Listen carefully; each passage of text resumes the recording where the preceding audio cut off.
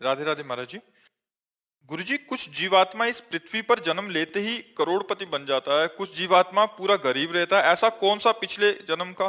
पूर्व का कर्म होता है, पूर्व का कर्म होता है। उसने दान पुण्य किए, उसने तीर्थावगाहन किया, उसने दूसरों को उपकार किया। तो भगवान स्वयं गीता जी में कहते हैं कि जो मेरा भक्त पूर्णता को प्राप्त नहीं हो पाया, भगवत प्राप्ति नहीं कर पाया, और वो वासनाओं के जाल में बंधा रहा, मेरी भक्ति करता है, दान पुण्य करता है, और उसके अंदर कामनाएं हैं, भोगों की इच्छाएं हैं, तो फिर उसको अगला जो जन्म होता है वो श्रीमान, धनवान, कुलवान के यहाँ जन्म होता है, और भरपूर वासनाओं की पूर्ति की सामग्री होती है। और मेरी कृपा से वहाँ जन्म लेने पर भी वो भोगों में फंसता नहीं, उसकी पूर्व की साधना उत्थान करती है, और वो भजन में तन्मय होकर के समस्त भोगों का त्याग करके दूसरे जन्म में मेरे को प्राप्त कर लेता है।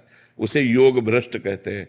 तो जो पुण्यात्मा पुरुष होते हैं वो ऐसे जन्मते हैं कि सब सुख सुविधाएं ऐसे हैं, और वहां जन्म लिया और उनको सत्संग मिला, और वो उन सब भोगों से वैराग्य प्राप्त करके भगवान को प्राप्त। महाराज जी, कुछ ऐसा भी होता है कि पूरा जीवन ऐसे ही निकल जाए उसी भोगों में?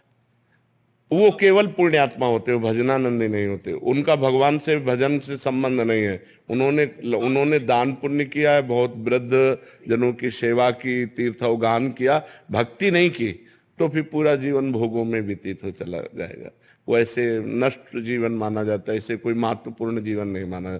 महत्वपूर्ण जीवन माना जाता है जो भगवान से जुड़ा हुआ होता है, उसी का जीवन महत्वपूर्ण है। जिन हरि भगति हृदय नहीं आनी, जीवित सौ समान ते प्राणी। इस मनुष्य जीवन की मान्यता है, हरिभज हरिभज छान न मान नर्तन को, मति बंछय रे मति बंछय तिल तिल धन को। ये मनुष्य जीवन का जो मान है, इस मनुष्य जीवन की जो महिमा है, वो भगवान के भजन की है, ना कि धन की। धन कोई महत्वपूर्ण बात नहीं, महत्वपूर्ण बात है भगवान से चित्त जुड़ा है कि नहीं जुड़ा है, ये बात है।